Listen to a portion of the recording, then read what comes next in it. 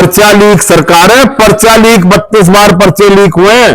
इस सरकार को प्लम्बर की जरूरत है, बहुत ज्यादा लीकेज है। शाह जी को इतिहास का पता नहीं है, उनको हमारे स्कूल में भर्ती कराइए। हम बता रहे हैं 3 C, caste, corruption and crime government is the BJP government. सारा झूठ बीजेपी का पकड़ा गया, जनता समझ चुकी है। 223 पन्ना प्रमुख की फोटो खिंचवा के दिखा दे, मान जाएंगे। झूठ बोलकर बहकाकर लोगों को इकट्ठा किया गया। बीजेपी का जो दफ्तर बना है यहां, जो रातों रात खोद के पार्क में उसकी लाइन बना दी गई है 30 करोड़ रुपए का, वो कहां से आया है? 700 करोड़ का बीजेपी का दफ्तर है दिल्ली में, वो कहां से आया है? 40 करोड़ का बीजेपी का फरीदाबाद में है, गुड़गांव में है, 70 करोड़ का रोहतक में है। अगर हरियाणा के बीजेपी के दफ्तरों की गिनती की जाए तो 3000 करोड़ में बनते हैं। पूछो ना उनसे कहां से आए हैं।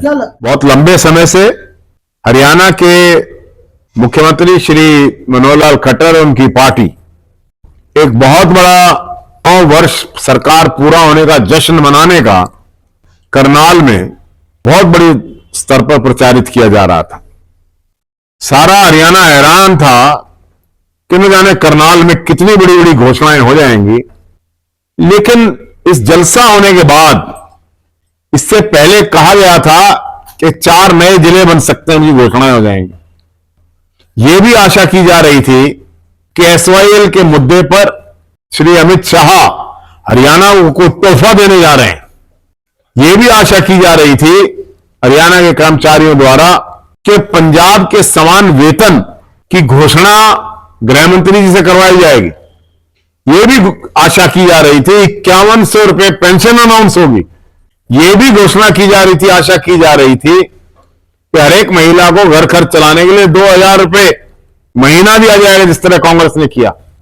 यह भी घोषणा की जा रही, सोच जा रही थी कि मध्य प्रदेश में जिस प्रकार सिलेंडर की 500 रुपए, ये बहुत प्रचारित किया जा रहा था बीजेपी के द्वारा कि हम सिलेंडर की कीमत 500 रुपए कर देंगे। इस प्रकार से अगर मैं सही भाषा बोलूं तो झूठ बोलकर बहकाकर लोगों को इकट्ठा किया गया। लेकिन सच्चाई सामने आ गई 3 चिट्ठियों से। पहली चिट्ठी शिक्षा विभाग को दी गई कि आप अपने सब कर्मचारियों को, स्कूल टीचर्स को, जो स्कूल टीचर्स लेडीज हैं या जेंट्स हैं, उनको लेकर आइए। पंचायत सेक्रेटरियों को कहा गया, बीडीओज को कहा गया, एक एक बीडीओ के जिम्मे 10-10 बस लगा दी गई कि इनको भर के आप लेकर आइए। सेक्रेटरीज को लाइए, आंगनबाड़ी वर्कर को लाइए, आशा वर्कर को लाइए। ये चिट्ठियां अगर आपके पास ना हो तो मेरे पास तो है। ये क्यों किया गया चीफ मिनिस्टर द्वारा? ये चिट्ठी है, अगर किसी ने देखनी है वैसे होंगी आपके पास, प्रेस के बहुत सजग लोग हैं। ये इसलिए किया गया कि 28 तारीख को फरवरी को बुहाना में श्री अमित शाह जी की रैली के लिए उनको आमंत्रित किया गया था, जिसमें मुश्किल से 70-75 लोग पहुंचे। तो हेलीकॉप्टर ना उड़ने के बहाने से अमित शाह जी ने अपनी रैली कैंसिल कर दिया, आए नहीं। तो 50-60 आदमियों को और खाली कुर्सियों को भाषण देके मुख्यमंत्री चले गए। अब उनको यह डर था कि अगर करनाल में भीड़ नहीं हो पाएगी तो उनको बदल दिया जाएगा। मुख्यमंत्री अपने बदले जाने के डर से अमित शाह जी को इंप्रेस करने के लिए, क्योंकि जनता उनके कहने से नहीं आती है, सरकारी कर्मचारियों पर दबाव बनाकर उन कुर्सियों को भर दिया गया। वैसे तो 4000 बसें लगाई गई थी, जिसमें से 95% बसें गांव से खाली आई, कोई उनमें बैठा नहीं। जो टेंट लगाया गया था उसमें मुश्किल से 4000 कुर्सियां लग सकती थी। तो 4000 के क्राउड को अमित शाह जी एड्रेस करके गए हैं। वो क्राउड सरकारी था, पुलिस कर्मचारी थे, और जो मैंने विभिन्न लोगों के बारे में कहा। ना तो कोई जिला बना, ना कोई SYL पे घोषणा हुई। और मुझे बड़ा अफसोस है, 27 मिनट के भाषण में देश के इस मौजूदा सरदार पटेल ने एक भी बार पंडित दीनदयाल उपाध्याय का नाम नहीं लिया। 27 मिनट के भाषण में, जिसकी फोटोएं हर पोस्टर पर लगाई गई थी, जो इनके आइडियोलॉग हैं, पंडित दीनदयाल उपाध्याय का नाम ना तो मुख्यमंत्री के मुख से निकला, और 27 मिनट के भाषण में अब अमित शाह जी को आपने देखा होगा, भारत माता की जय बुलवा रहे थे, मोदी जी की जय बुलवा रहे थे, लोग बोल नहीं रहे थे, क्योंकि वो कौन थे? वो सरकारी एम्प्लॉइज थे, वो जय बोलने थोड़े आए थे, वो तो ड्यूटी करने आए थे। और किसी ना किसी रूप में इस फंक्शन को सरकारी सा बना दिया गया। इसलिए मैं करनाल के लोगों का धन्यवाद करता हूं, हरियाणा के लोगों का धन्यवाद करता हूं कि उन्होंने इस रैली में ना जाकर जो अपना रोष जताया है, भारतीय जनता पार्टी की सरकार के फेलियर का जो कथा लिखी है, मैं लोगों का धन्यवाद करता हूं। कोई नहीं गया करनाल से। आप 100 आदमी बीजेपी से, मेरी चुनौती है, 100 आदमी टीवी पे कैमरे पे ले आए जो ये कह दें जो उनके पदाधिकारी ना हो। अधिकारियों को तो मुख्यमंत्री की नौकरी करनी है। 100 ऐसे आदमी जो उनके पदाधिकारी ना हो, किसी कैमरे के सामने पेश कर दें कि ये इस रैली में गए थे। 100 इसलिए it was a complete failure. पन्ना प्रमुख करनाल में मेरा निवेदन है, एक पन्ना प्रमुख सम्मेलन हुआ गया, बड़ा होक्स है इनका। पन्ना प्रमुख ये 223 वो है बूथ, 223 पन्ना प्रमुख की फोटो खिंचवा के दिखा दे, मान जाएंगे। तो वो तो पन्ना प्रमुख की बात बाद में कर लेंगे। SYL पर घोषणा क्यों नहीं हुई? चीफ मिनिस्टर के बड़े दावे आ रहे थे, असंत को जिला बनाने की बात चल रही थी। सारा झूठ बीजेपी का पकड़ा गया, जनता समझ चुकी है। इसलिए मेरा निवेदन है सरदार पटेल से, पटेल साहब, सरदार पटेल बैरिस्टर थे, इंग्लैंड में पढ़े हुए थे, कामयाब वकील थे, उनके भाई भी बैरिस्टर थे। तुम उनकी बराबरी ना करो, तुम तड़ी पार नेता रहे हो। तुमसे कोई ईडी पीडी का आदमी डरता होगा, हम किसी से डरते नहीं है, और हमारा नेता राहुल गांधी भी किसी से नहीं डरता। चुनौती दे रहे हैं। सवाल ये, कोई उपलब्धि गिनाई गई क्या? क्लेम ये था कि हर जिले में एक मेडिकल कॉलेज बनेगा। कहा गया कि 13 मेडिकल कॉलेज बन चुके हैं, बताओ कहां बने? कोई ऐसा मेडिकल कॉलेज जो इस सरकार ने बनाया हो? एम्स की घोषणा स्वयं प्रधानमंत्री ने देश की संसद में की थी। आज तक एम्स की जमीन के उद्घाटन के 34 तारीखें लग चुकी हैं कि करनाल के एयरपोर्ट पर मुख्यमंत्री जी ने इसको इंटरनेशनल एयरपोर्ट बना देना है आकर। 9 साल हो गए अब तो, और वो तो 707 बोइंग में आके उतरेंगे। वो इंटरनेशनल एयरपोर्ट भी कहीं दिखाई नहीं दिया। हम ये सोच रहे थे कि गृह मंत्री कहीं ना कहीं सड़क से भी जाएंगे, इसलिए सड़कें सुधरेंगी। गृह मंत्री ने कहा कि हमने 26 नए विश्वविद्यालय बनाए। कौन सा है बताइए? आप प्रेस के लोग, आप बता दो। करनाल में 4 विश्वविद्यालय की घोषणा हुई, ये बना कौन सा है बताएं? महाराणा प्रताप का बन गया, कल्पना चावला का बन गया, कोटेल का बन गया, कौन सा विश्वविद्यालय बन गया? ये कहा गया कि हरियाणा देश के अंदर सबसे ज्यादा अंत्योदय गरीब, आखिरी पंक्ति में खड़े हुए आदमी का ध्यान रखने वाली स्टेट है। बोलो, कहा था कि नहीं कहा था? आप शहर के किसी भी गरीब बस्ती में चले जाएं और 10 ऐसे लाभार्थियों को खड़ा कर दें, तो ये कह दें कि हम भारतीय जनता पार्टी के दिए हुए लाभ से लाभार्थी हैं, खुश हैं, तो हम अपनी हार स्वीकार कर लेंगे। 10 खड़े कर दें, सच्चे झूठे कहीं से कर दें, किसी को लाभ पहुंचा नहीं, कोई फायदा नहीं हुआ गरीब को। तो अमित शाह जी को किस लिए लेकर आए थे? क्या कहलवाना चाह रहे थे? It was a total failure. 9 साल का अगर भारतीय जनता पार्टी का हिसाब लगाया जाए, सबसे पहले करनाल से शुरू कर लो। करनाल में हमारी पूर्व विधायिका बैठी हैं, पिछला चुनाव लड़ने वाले त्रिलोचन जी बैठे हैं, इनसे भी पूछ लेना आप। भाई, मुख्यमंत्री के कार्यकाल में करनाल में कौन सा वेस्टर्न बाईपास बन गया? क्या ईस्टर्न बाईपास बन गया? कोई नए मार्केट स्क्वायर्स बने? कोई नए कॉलेजेस आए? किसी सड़क की मरम्मत हुई? कोई ट्रैफिक का सृजन हुआ? फ्लाईओवर की घोषणा के बाद कितने फ्लाईओवर बन गए? पहले तो मुख्यमंत्री यहां जवाब देते कितने लोगों को नौकरी मिल गई। बिना पर्ची बिना खर्ची की बात करते हैं।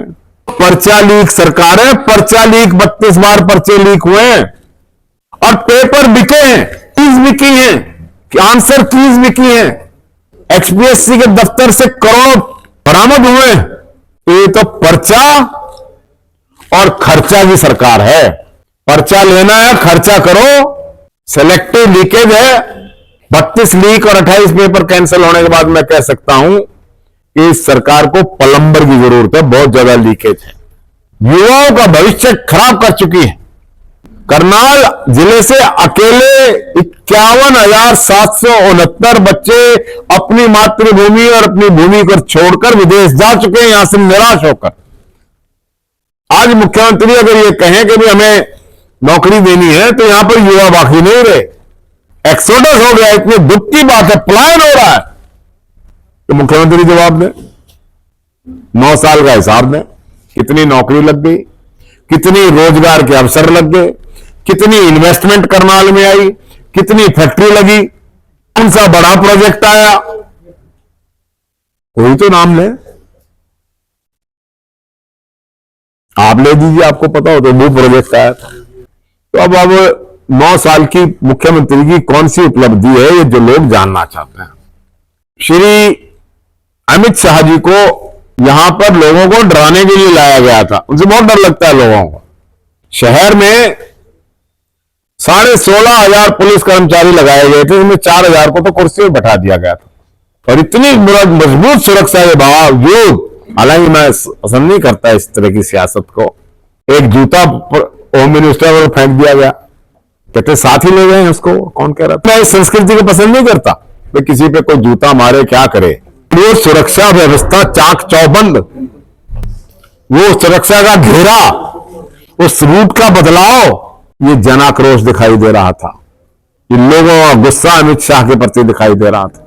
इसलिए अमित शाह जी की जो यहां पर करनाल की नगरी में आवागमन हुआ था, it was a total failure of the chief minister, of the state government, of the party.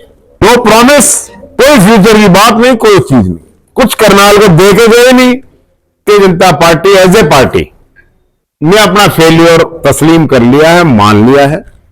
ये कास्ट करप्शन और क्राइम की गवर्नमेंट है।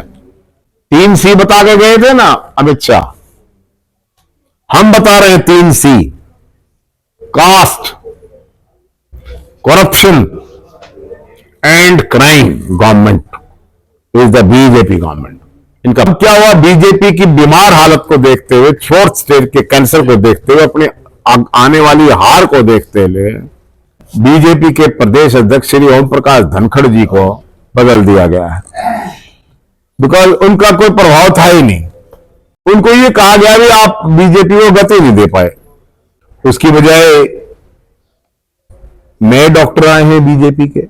BJP has brought a new doctor for its treatment. Amit Shah ji को लाया गया यहाँ, वो डराने के लिए किस किस को लाया, किस किस को मांगते, किस किस को डराने के लिए लाया? उन्हीं से बहुत डरते हैं लोग। नहीं, वो डर के मारे बुलाया गया या डराने के लिए बुलाया गया? इस डर में बुलाया गया कि गोहाना की रैली फेल हो जाने के बाद मुख्यमंत्री का प्रधानमंत्री और गृह मंत्री को संदेश गया था दिल्ली में कि मुख्यमंत्री फेल हो चुका है। तो ये अभी कुछ दिन पहले ये मिले थे दिल्ली जाके मुख्यमंत्री जी प्रधानमंत्री जी से। उन्होंने कहा कि मुझे एक मौका दो, आप अमित शाह जी को भेजो और बहुत बड़ा जलसा मैं करके दिखाऊंगा, पूरा उससे प्रभाव में आया। यार प्रभाव का क्या असर रहा? बता दिया, जूता चला इसमें, प्रभावी तो था वो। अमित शाह जी कहते हैं कांग्रेस ने राम लल्ला जी को कैंट में रखा और हमने मंदिर बना दिया। अमित शाह जी को इतिहास का पता नहीं है, उनको हमारे स्कूल में भर्ती कराइए। राम लला के मंदिर का दरवाजा देश के तत्कालीन प्रधानमंत्री श्री राजीव गांधी द्वारा खोला गया था। रामलला की पूजा श्री राजीव गांधी जी के द्वारा खोले गए मंदिर में पहली बार 1987 में शुरू हुई थी। जिस मस्जिद के जिस बिल्डिंग के अंदर, अब क्योंकि देखिए ये एक रेस्ट हाउस है, इसमें आप हॉस्पिटल डॉक्टर खोल दो, इसको रेस्ट हाउस नहीं कहेंगे, हॉस्पिटल कहेंगे, बिल्डिंग वही है। जो राम का मंदिर था वो बीजेपी ने तोड़ दिया। तो फिर राम के सिर पर जो साया था वो तोड़ा तो बीजेपी ही नहीं था ना। ये कुर्सी बचेगी या नहीं बचेगी मुख्यमंत्री की, क्या लगता है आपको? देखिए, जूता फेंकने के बाद अमित शाह नाराज होकर गए हैं कि ये सुरक्षा है। 16,000 पुलिस के सिपाही लगाने के बाद और 4,000 को टेंट में कुर्सियों में बिठाने के बाद भी जूता फेंक दिया गया। नाराज है। लाखों करोड़ों रुपए खर्च हुए इस सम्मेलन पर, गरीब रोटी के 100 करोड़ से ज्यादा। हाँ जी। तो कहाँ से आता है इतना पैसा?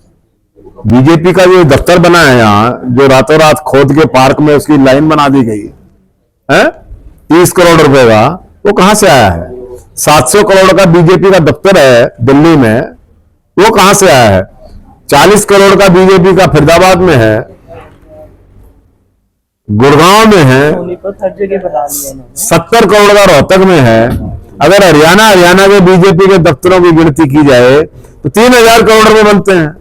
पूछो ना उनसे कहां से आए हैं। क्या लगता है कहाँ से आए? आप बताओ ना कहां से आए हैं। अब मुख्यमंत्री को चंदा काट रहे हैं वो।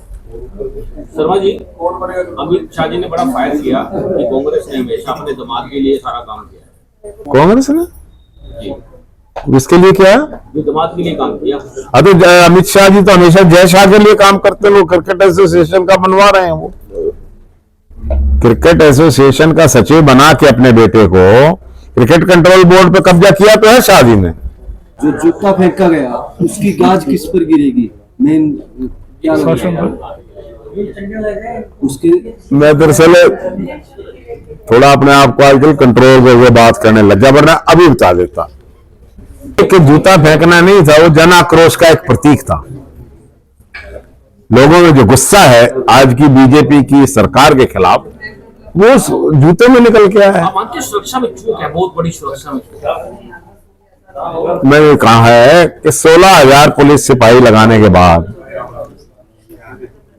28 आईपीएस ऑफिसर्स लगाने के बाद, 135 डीएसपी लगाने के बाद, 200 इंस्पेक्टर लगाने के बाद भी होम मिनिस्टर की तरफ जूता फेंक दिया गया, वो भी हैंडीकैप्ट आदमी। वो भी एक हैंडीकैप्ड आदमी ने। तो ये सुरक्षा की चूक है या क्या है, इसका तो फैसला वो तो जूता बड़ा भारी था। अभी तक किसी के खिलाफ कोई कार्रवाई नहीं हुई, सिर्फ पर्चा दर्ज कर दिया उसके खिलाफ। आप जवाब भी खुद ही दे रहे हो। नहीं, ये किसके खिलाफ एक्शन चाहते हो आप? पर्चा भी लगे हुए थे। आप ये बताओ, आप एक्शन किसके खिलाफ चाहते हो? किसी के खिलाफ तो होना चाहिए चीफ मिनिस्टर के खिलाफ होना चाहिए। जिसकी जिम्मेदारी। चीफ मिनिस्टर की जिम्मेदारी है। जब एक प्रदेश का चीफ मिनिस्टर होम मिनिस्टर को लेके आ रहा है, जिम्मेदारी तो उसकी है। एक्शन किसके खिलाफ हो? क्या क्या होना चाहिए आपको? चीफ मिनिस्टर के खिलाफ एक्शन होना चाहिए। क्या करना चाहिए? लोग करेंगे ना। अब 6 महीने की तो बात है, एक्शन की कमी ही नहीं रहेगी।